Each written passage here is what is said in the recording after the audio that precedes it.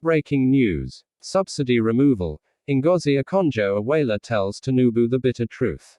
President Bola Ahmed Tinubu sat with Ngozi Okonjo-Iweala to discuss some of the challenges Nigerians are facing.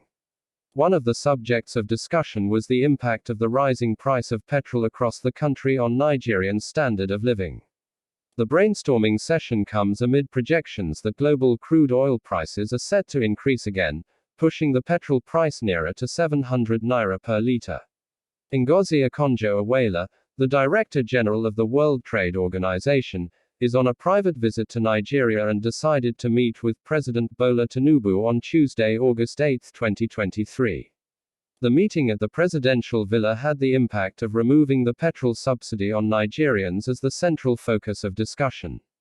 Okonjo-Iweala later told journalists that throughout the conversation, various solutions were proposed to mitigate the situations causing a rise in the cost of living.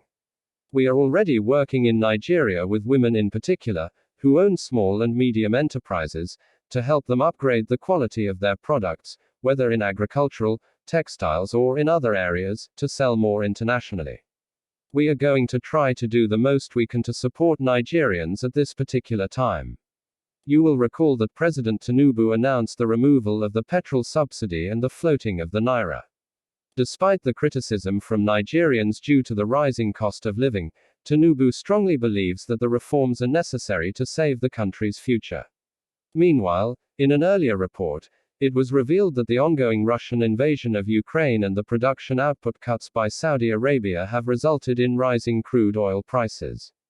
With the removal of the petrol subsidy, pump prices in the country are now highly vulnerable to developments in the global oil community. It is anticipated that an increase in crude oil prices could lead to higher costs for importing petrol into the country, prompting marketers to pass on the increased costs to Nigerians. This could result in pump prices rising to as high as 700 naira per litre.